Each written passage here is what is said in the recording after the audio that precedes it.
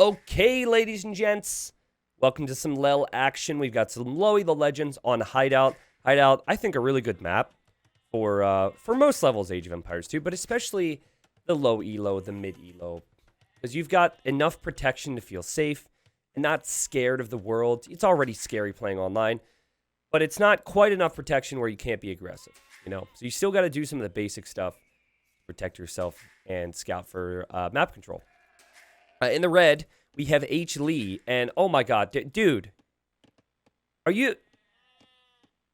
This is probably happening because I haven't made the straggler tree video yet. I'm sorry, okay? But my friend, do you hate these straggler trees so much that you need to have 4 villagers at the start chopping these trees? Or it's like, screw having villagers on food. Red is not going to be able to afford villagers consistently, but is going to have a lot of wood. If you don't know this already, the Celts do chop wood faster. And, okay, Red just going to make some houses here. Red's got their own little build order. That's a lot of wood in the bank. In the blue, we've got Mountain Dew. And I don't know about you guys, but I drank a lot of Mountain Dew growing up. I don't even know if that's a popular soda anymore. These days, if I ever drink soda, it's just like, you know, generic Coke or something. But anyways, growing up, Mountain Dew was the drink for me. And Mountain Dew has a completely different approach. And that's the beauty of Lel. They have some knowledge, or they don't have some knowledge, or they have some quirks, or they don't have some quirks. You never know. Blue is going all in on food. And so Blue has the villager lead because of taking a lot of food. It's funny, though. Like, Red is all about the straggler trees. Get these out of here. And Blue is all about the sheep. And I feel like there's going to be this shift where Red goes over to food and stops taking as much wood. And then Blue's going to need wood, but doesn't have wood because wood hasn't been chopped yet. You feel me? Code Red, Mountain Dew. Oh, yeah, I have a Mountain Dew story. We'll get to that. I have a Mountain Dew story to tell at some point. So, you know, I've heard many reasons why, many explanations why people chop the straggler trees in Dark Age. I think reason number one that perhaps I looked past when I first started being critical of the whole straggler tree thing and the efficiency of it is just it's easier, right? You just start the game. You've got them right there. You can click them over, and it's just easier because you're doing so many different things. You've got to scout. You've got to do this. You've got to do that. Where is the scout, by the way? Oh, yep. He's doing a little loop-de-loop. Okay. But yeah, so it's just easier to go boop and click into a tree, I guess. Easier to find the villagers later. I do think it is inefficient, right, to do this. Like, this is clearly less efficient than just placing a lumber camp. I do think going to wood as early as Red has definitely slowed down their villager production. But, you know, a lot of people just don't like the look of these things. And when you don't have small trees on like I do, these things are massive and in the way. And so Red just wants the base to look pretty. And Red has done a good job since then. I talked about Blue's situation. Blue kind of forgot to make houses for a second. But did end up going for a lumber camp. So if I were to guess, like, if one of these two players watched my content, I would say that Mountain Dew probably does. Whereas Red maybe, you know, just kind of does their own thing. Or they don't care as much to really tweak their stuff. And let's talk about the civs. Celts. Ooh, man, this is actually a really fun civ matchup. So Celts are a great siege civilization. And they're a great infantry civilization. And the Celts, I think they can dominate most civs in the game if they can get to their unique tech and siege onager. Like, Pure Celtica, which gives extra HP to your siege, plus siege onager, at this elo would just wreck people, right? That said, I don't know if we're ever going to see siege onager. Siege onager is really expensive. And whoa, Red, you've got a pig already. You've got a pig. Okay, Red's like, well, it's time for the boar. Might as well get both. Let's just get this out of the way. Meanwhile, over here, we have Blue. Oh, that's a... Did Blue also take... Oh, no, Blue brought in the other one. I've been here where the boar is on the top of the TC. It's so awkward to drop off the food. Whereas if you were down here on the sides, it would be a bit easier. Shoot, but anyway, so I think Celts are probably the better civ here. If you play them to their potential, I think they're the better civ. But Magyars, you know, at low elo, they do get the attack upgrades for free. So, you know, we're going to see like Forging, Iron Casting, Blast Furnace, which would apply to any melee unit. That's free.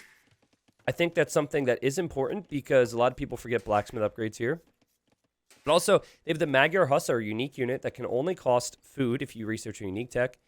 And they have a bonus for siege. So, like, blue is going to need siege and also infantry to control it. If I think I said blue, if H. Lee is going to need that. And if H. Lee tries that, I could definitely see some friendly fire later. I love Magyars. I feel like knights and cav archers are very strong. They do lack a little bit on the siege front. And I'd say these two have done a pretty even job in terms of their economy. It's funny, though. Right when you get to about 20 vills, a lot of players, all the way up to 1,000 elo, their build orders start to go a little wacky. Because they finish the boars and they're like, oh, what do we do? Which is part of the reason why I talk about the buildup on wood, by the way. Like this I actually like. I would encourage you guys to get into the habit of using like 3 or 4 villagers to make another mill. But I wouldn't say, I wouldn't suggest sending everyone to berries. I would say start to seed some farms. Kind of like Red is doing. Red's got a nice little balance here. Or not so much of a balance as we have 9 more villagers go to... Whoa, whoa, whoa, whoa, whoa, whoa, whoa, whoa, whoa. Wait a second. Backtrack for a second. Okay, first off, we need to determine if blue is auto-scouting. Okay, blue is not auto-scouting. This is a manual scout. So blue probably just set waypoints around the map to go different areas. Now check this out. Okay, so when he clicked them, he probably didn't really think about it too much. What happens is if you click somewhere you can't access, the unit's going to get there and be like, nope, and then just keep moving on to the next waypoint. Watch this. Here goes Red. Red's also doing circles with the scouts. And Red clicks these villagers out here. I don't know why. And now Blue's scout makes it inside the enemy walls. Inside the enemy camp. I don't even think Blue knows about this yet. Like there, you can see it hit the end of the waypoint. Wow. Okay, that's a new one. Well, yeah, Hodor failed. These 2 villagers are heading off to the north, maybe for a sneak attack. And we'll see if Red reacts to this. But this is funny, man. You see the way... You could tell like it's bugging out because of the waypoints. And guys, it is actually on stand ground. That's where it ended up. And it started to attack. And I'm pretty sure Blue heard the attack noise. And is now like, what? How did I get in here? Red doesn't seem that bothered by it. And Red is going to send 2 villagers this way. Now, I mean...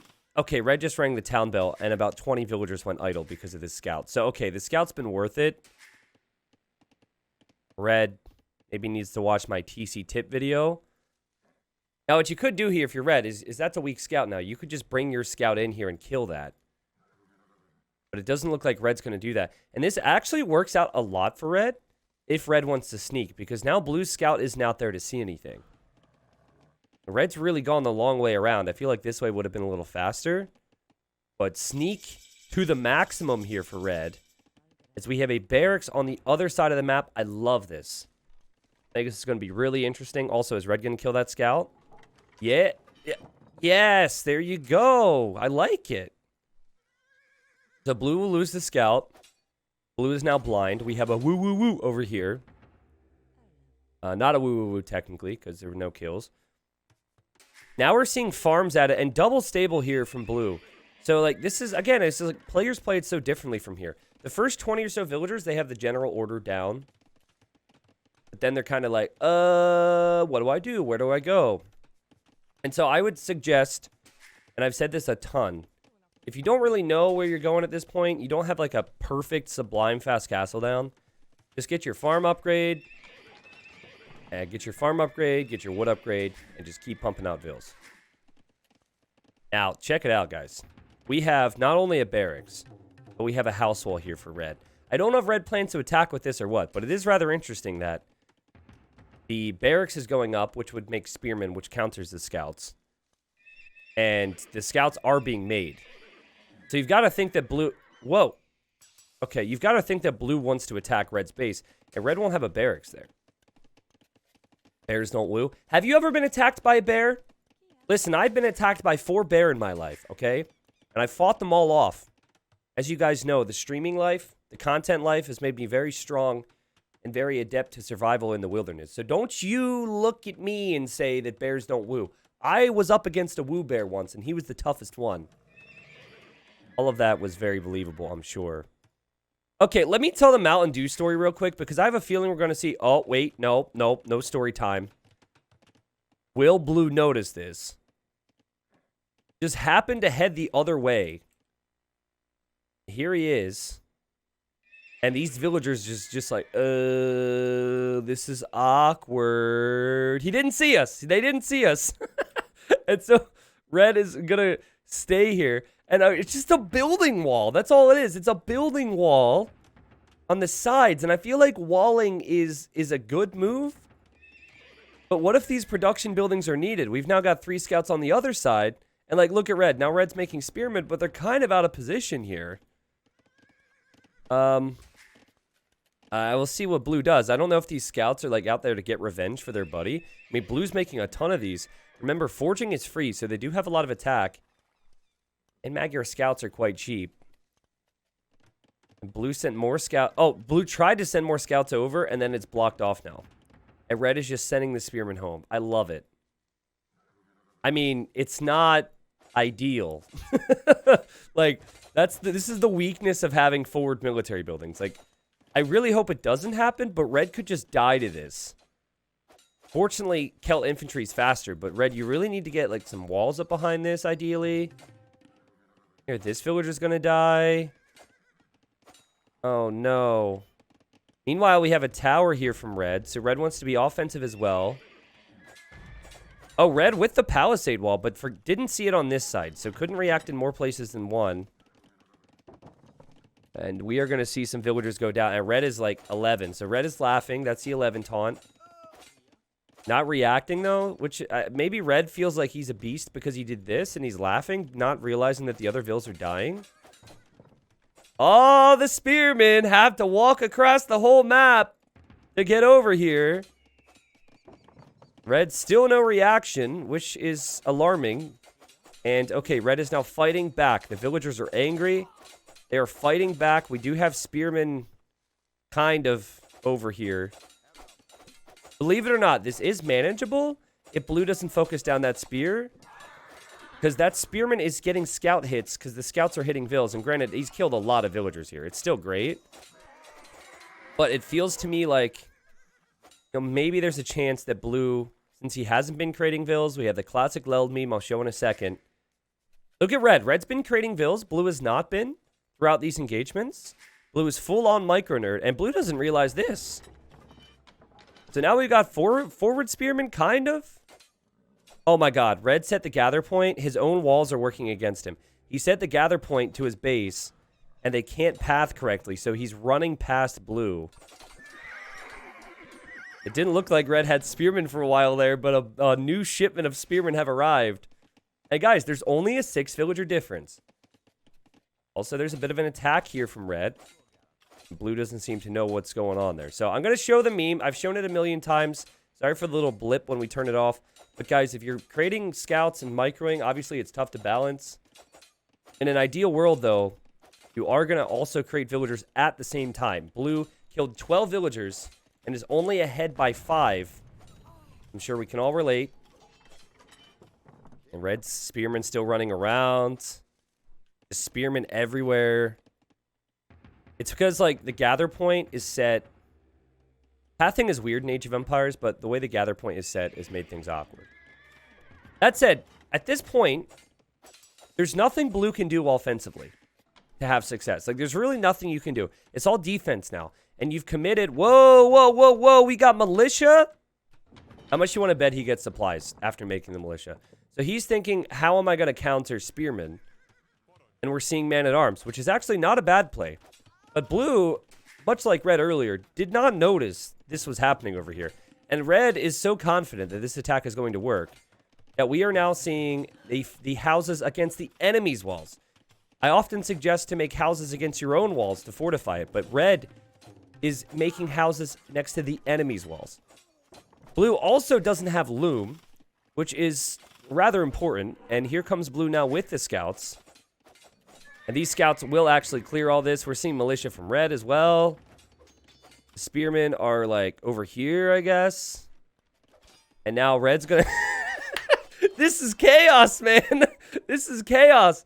But honestly, I think Blue As long as there's a garrison here and he doesn't lose all the villagers to that militia. I think blue is okay because red spearmen need to make it over there. These spearmen have looped around the entire map. And it seems to me like that tower is going to go down. See, red's like, I don't want to wait that long. I don't want to wait that long. I wonder if he'll let me inside like I let him earlier. Nope, nope, nope. Didn't let him through the gate. Wow. Guys, red has the Vil lead, FYI, in case you didn't pick up on that. Red has the Vil lead, is getting forging, but sadly lacking the numbers and lacking the army comp. Men-at-arms, very good against spearmen. You could also switch into archers, but sometimes players don't like that, especially at low elo. Range units, you kind of have to micro more. But it's still okay for red. Like, I really hope that red continues to play here, because losing this army is not the end of the world. Red might get discouraged because of it, but this has been a great game. We have 13 military for blue, with forging being free, and also armor on the scouts being researched. I feel like, well, that and the numbers made things very strong here. Okay, red. I would suggest if you want to do this, guys, make a gate. It's almost better to make a full wall and then just make the buildings behind, and then you can pass through the gate every time you want to. Red with good farming eco, has quite a few on stone. Certainly thinking about Castle Age. I think blue should be thinking about Castle Age as well. And guys, it's recency bias, but have you ever seen a hideout game this crazy at low elo? This is super unique. I love it. Okay, so I have a confession to you guys. All right, this is my Mountain Dew story. I don't know if I told this before. I don't know if this makes me a criminal. You guys are like, man, what is this story going to be about?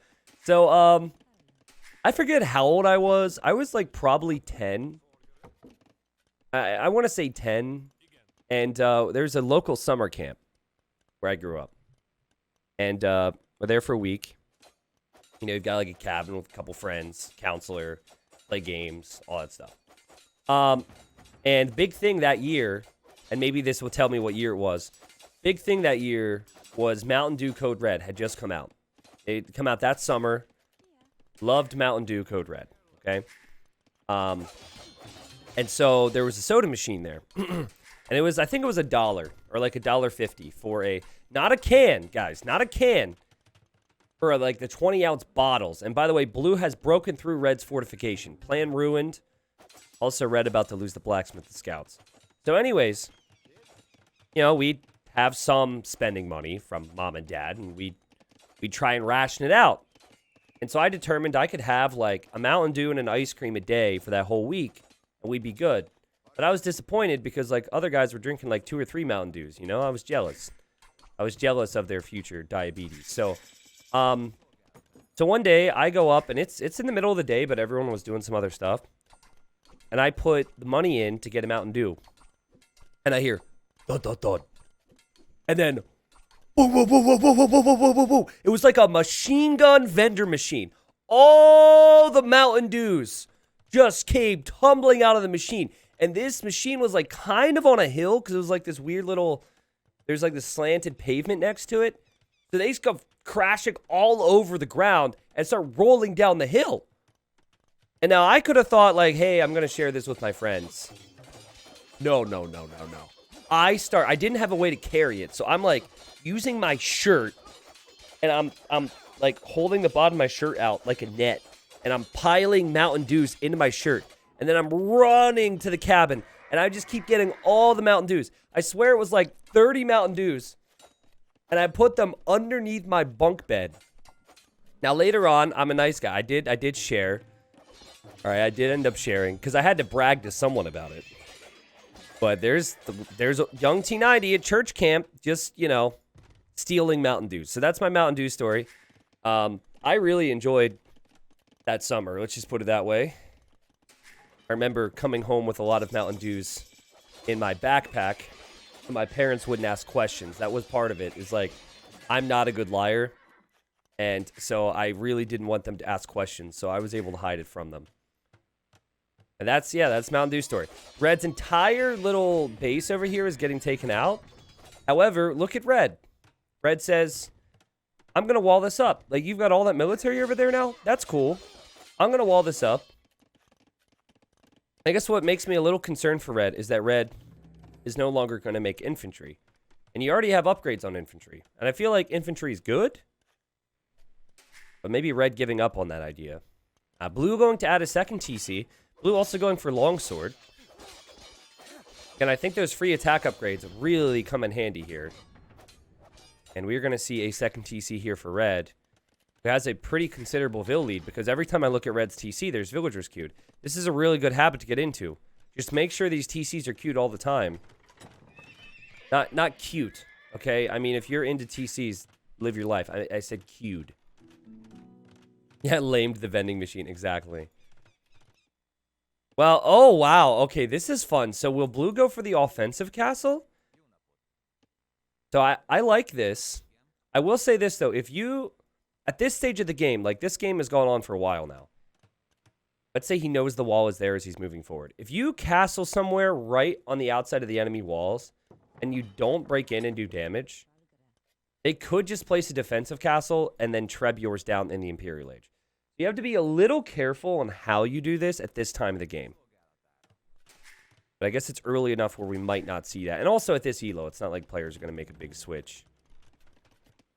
We're seeing crossbowmen now. So red's thinking, how do I counter longswords? And crossbowmen are good, but you would need upgrades. And iron casting isn't it. It's definitely one of those situations where having better game knowledge would help red. Because red could say, oh, Magyars, they're going for infantry. That's funny. I'm Celts. I get faster infantry and I get full upgrades, and Magyars don't. Like, if Magyars go longswords against me and I'm Celts, I'm like, oh, great, an invitation for me to make even better longswords. Blue is trying to be real sneaky with this.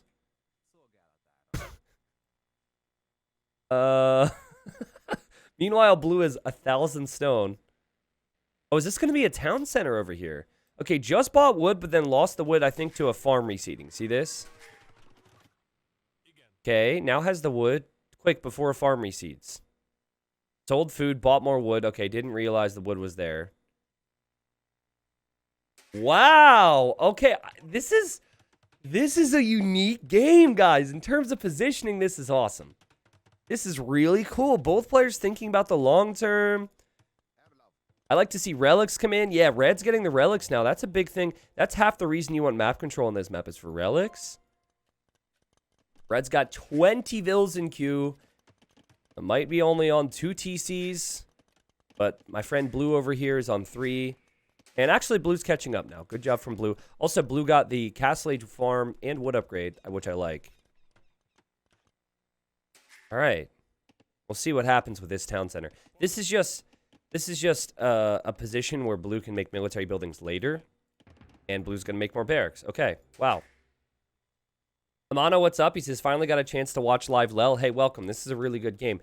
Also, Jerion, thank you very much for the stars. He says, hello, friends, maybe future rivals or enemies. How are you doing on this successful day? Not. Sorry, feel better now. I'm wasting some steam. Greetings from the Dutchman. There's many Dutchmen that watch my content. The Dutchman. Okay. Can we just talk about how red still has houses here and how funny that looks? Maybe in red's brain, it's like every time you play in a map with palisade walls, you should fortify your own walls with houses, which is what red is doing. It's just funny how in that moment, red added houses there. Okay, red is protecting this relic right now. Red does not know about this relic. Oh, that's unfortunate. Doesn't know about this one or this one.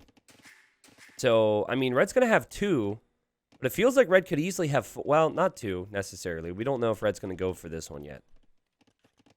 But red is imping and is now getting pikemen. But the good news for blue is if all 3 of these TCs produce right now, okay, only 2 are, but still, like, right now, you've got this TC not creating villagers because it's the Imperial Age TC, and this TC is. So it will give blue an opportunity to catch up. Also, blue, if you could make another lumber camp, that would be fantastic. Just 1 or 2 more would just do wonders for your economy. There's a lot of things I love about Age of Empires, and look at this. Look at this sneaky castle in the corner. But I think, like, the fact that you're your town center cannot create vills while you're upping is such an important strategic thing. Like, build orders are based on that. Like, it allows, like in this situation, right? It allows someone like Blue, who just sold a bunch of wood and bought stone to drop a defensive castle, like, to catch up in the vill count, despite being behind. If it would have been, you know, if it's another game where you, I don't know, make a building or, like, it's instant or whatever to go up to the next stage, it's not as strategic. I really like how the game flows. Red, a really big fan of making military buildings as part of your wall. And I don't hate it, but I feel like it should be easy enough to just wall it and make your buildings behind. We did see what happens when you make your buildings as part of the wall earlier. Red has no clue Blue is over here. Blue is getting murder holes. Blue only has 4 on gold. There's no way Blue is ever going to go up to the next stage with only 4 on gold. Also, is making Magyar Hussar, I think, before the unique tech. So this unit looks really cool, but the unique tech is cheap enough where you should probably... Oh my goodness. Selling wood, buying food. Selling wood, buying food. Look at this market. Mountain Dew! Stop market abusing, my friends. Perfect castle, though. Perfect castle spot. Red wasn't prepared for that. Those crossbows were as good as useless, though, because they didn't have any upgrades in the first place. That will make Red think, okay, I need siege now. Red is now attacking from this side, which will distract Blue. Do I cast team games? I do. For Lowy the Legends, not really. I've tried it in the past. It feels like there's always just one player, which is slightly better than all the others, and it makes a difference. Not all the time, but it's just a higher percentage of games are just really, really imbalanced or boring, to put it honestly. I feel like this is a fight that would be fine for Red if Red knew it was happening and was fighting with everything. But ultimately, still will have a good position here. Blue's going to have to fall back. And Blue definitely realizes I need to go imp. But what's interesting is Blue is not actually up against any Imperial Age units or upgrades. So Red has made it to the Imperial Age, but I'm not seeing anything from Red that's really showing the Imperial Age is in. Blue really wants to attack over here. Back to what I was saying, though. You want to get Corvinian army, so your Magyar Hussar only cost food. I think the best thing you can spend your gold on against an infantry civ, if you're Magyars, is probably Cav Archers. That'll take care of that infantry pretty easily. The bold, the light Cav, and Magyar Hussar are still attacking here. They're going to die.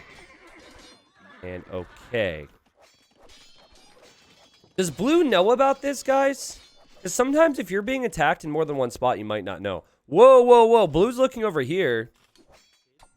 And okay, Red is going to find out the hard way that Blue's got some stuff over here. There's a couple areas where players need to react, and I don't think they were ever expecting the need to. Like, that's a slaughter right there. Those villagers go down. It's weird to me that Red hasn't tried to go for Trebs right now, you know? Like, you go Imp. We are seeing the Imp Blast Furnace upgrade now. That's good. These villagers are going to head home. And, oh no, oh no, no. Oh no. I don't think Blue notices at all. I don't think Blue had any clue that those knights were there the entire time. Oh, God. Oh, okay. Blue finally notices. I guess it's easier to notice when they're around your main TC. And that probably has Blue all confused. And now Blue is sending these villagers back. You're like, make up your mind, boss. Come on. Also, Blue continues to just sell wood and sell food and buy stone. Like, send villagers to gold first off. And if you want to, I'm not opposed to you selling wood and all that, but like, this is a massive crutch. I feel like if you just practice a teensy bit more to just look at your eco, it'll be better for you. My goodness. Also, another knight was created over here, so Blue's losing these villagers. Blue is a castle here. This is like Age of Throws right now, guys. This is hectic. Has been hectic since the start. And these two knights here, collectively, I can click them. Oh, never mind. Okay, the other one had 5 kills when he died. This one has 7. Make it 8. And Blue's terrified. Like, Blue is terrified that will happen again and is dropping a castle up against the trees.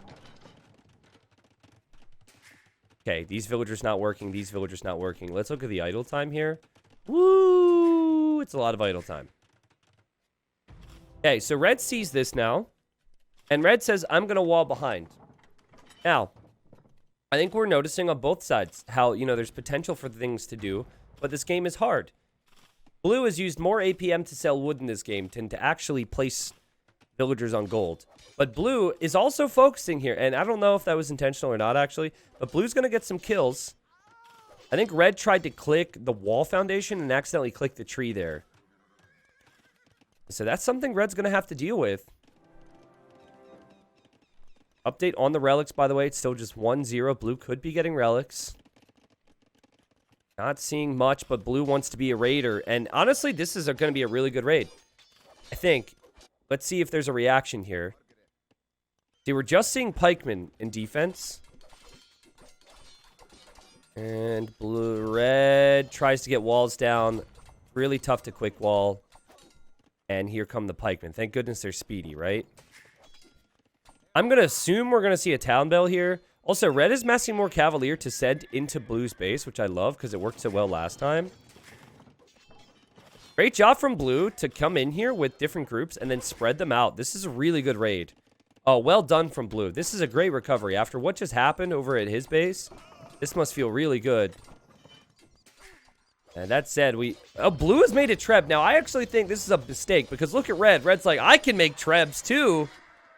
I mean, it's not actually a mistake to make siege to push, but it's funny how I think red forgot about it until the enemy did it. Where are those trebs being made, by the way? Oh, this castle. Okay. And red is going to wall this up. So blue can't really escape with the Magyar Hussar. I'm just going to double check blue. Yeah, like blue's not creating vills. Blue's not doing too much while all that's happening. But blue is going to send in the next force. And blue's trying to control the pace of the game, as I like to say. Okay. Here come... And red's not ready for this. Blue's not ready for this either, though. He's still looking at the one Magyar Hussar. Blue. Okay, blue noticed now. Okay, good job. Okay, we'll take out the trap. And now knows the castle's there, so blue can back away from this. Red notices now as well. It's like they have very similar speeds. I think they have very similar speed. Can't wait for red to run in with 3 cavalier, though. This castle's going to help. But imagine if he goes over here. No offense to blue, I just don't have... Especially if you go in while you're fighting here, I think this could be really bad for blue. The ideal scenario, guys, is you want to attack in 2 places at the same time. They'll probably react to 1. If we, as viewers, had $1 for every time we have seen blue sell wood and buy stone in this game, we would be very wealthy. That trebuchet will go down. The cavalier, though, I think would win that fight, honestly. Blue is going to drop a castle here, though, and red is massing trebs. And you know, you think about blue. Blue didn't get any infantry armor upgrades. Blue doesn't really have a lot of production buildings, only 2. And has the wood, right, to make more. Isn't posing an immediate threat to red on this side. Also, did red just dodge that? Did red just intentionally dodge that? What happened there? And no! Red, if you resign... There's no logical reason to resign unless he's saying GG for blue. And he's like, haha, I'm beating you in your face, GG. I think that's what that is from red. And I don't think red is that far off either. Blue is going to lose this castle. Red is now laughing. Oh, jeez. The 11 taunt. Okay. Really enjoying the victory here. And this might motivate blue. Blue's like, oh, you haven't finished me yet. I've still got the corner light cav. Have you seen my corner light cav yet? Now, listen, this has been a really good game. I'm going to say... And I mentioned earlier, I didn't think red watched my content. I think blue does. Don't call GG for other people, okay? Don't do that. All right? Might make you feel better in the moment, but you're being a jerk. Don't do it. And jerk is putting it mildly. It's not the biggest deal. Like, if you look at the perspective, it's like Age of Empires community. We use our taunts. Occasionally, we have something like a 105, which the devs actually added. You can resign again. That also, 105ing someone, I would say, is not a good play. But Red wasn't wrong. Red wasn't wrong. He was not wrong. Blue taps out immediately after that. Say what you want about Red. At least he backed it up. I was worried for a second there that he was calling the GG and was going to resign. Like, he was worried. But no, I think he was like, checkmate, buddy. Checkmate. I've got your corner stuff walled out. And you can't sell enough wood to be able to make more castles. Now, I'm just slightly curious. Did they chat afterwards? You know, sometimes they could have that. Nope, looks like there was zero chat. Mountain Dew just went rolling down the hill like the Mountain Dew growing up. But it was a fantastic game. It was an absolutely fantastic game. I mean, I think Red's strat worked, but it didn't, you know? It was super funny how he made this building wall and then had to come home and then loop the whole way around this side anyways. But let's just talk about production buildings here for a second, guys, because this could have been it. I mean, there's other things too, but we've got 6 stables. We've got 7 barracks for Red. And then for Blue, you've got 2 barracks. You've got 2 stables. And so I think, like, you did have some buildings over here. But I think Blue, maybe not quite fast enough to be able to handle a forward base and also the defensive side of things, you know? Like, it's tricky. I also think going into Magyar Hussar, which I think he was spending gold for and didn't get Corvinian Army, I think that was a waste. And probably not your ideal unit against Celts if they make the infantry like this. Cav Archers would be the go-to. Red was still missing some things as well, but Red just produced more, and he went for the siege, which I like. Now, I'm going to say this, okay?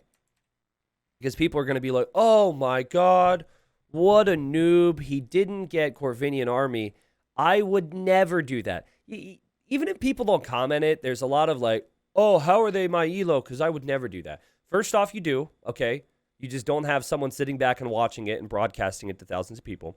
So you do make mistakes that are somewhat basic for those watching. Second thing is, I, top 100 player, the other day was playing Melee.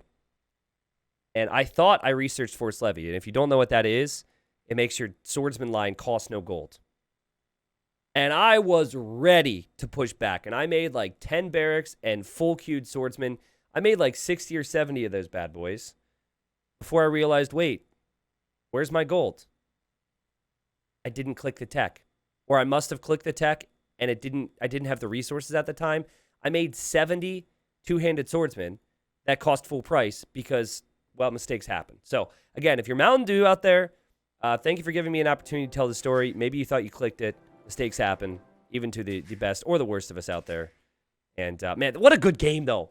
What a good game. That was a really unique hideout game. I'm happy with that one.